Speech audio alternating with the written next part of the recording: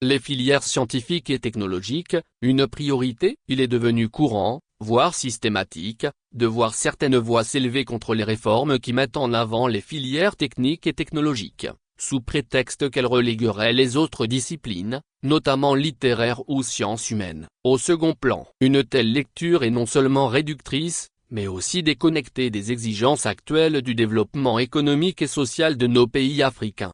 Dans un contexte de transformation structurelle de nos économies, où les défis majeurs sont liés à l'employabilité, à la compétitivité industrielle, à la digitalisation et à la modernisation de l'agriculture, les filières scientifiques et technologiques ne sont pas un choix idéologique, mais une réponse stratégique. Ce sont elles qui forment les artisans, les techniciens, les ingénieurs et les innovateurs dont le pays a besoin pour créer de la valeur, bâtir des infrastructures, transformer nos ressources et réduire notre dépendance extérieure.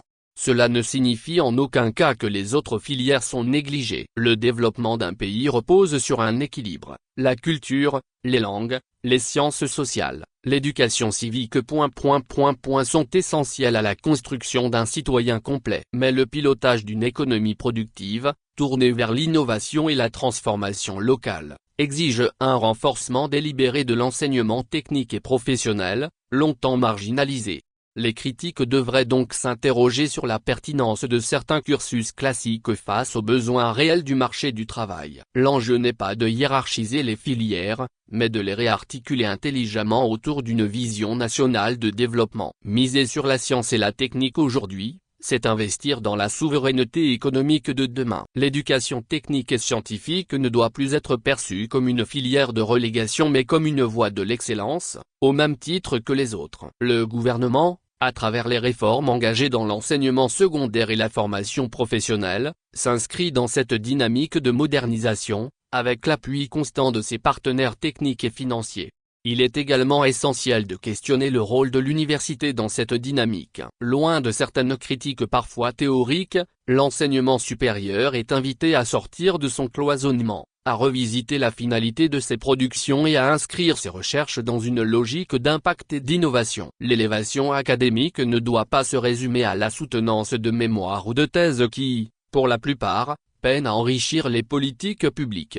Il est donc légitime de poser la question: l'université africaine est-elle réellement au service du développement? Un véritable développement passe par une vision pragmatique et intégrée du système éducatif, où chaque filière contribue, de manière complémentaire, à bâtir une nation compétitive, résiliente et souveraine.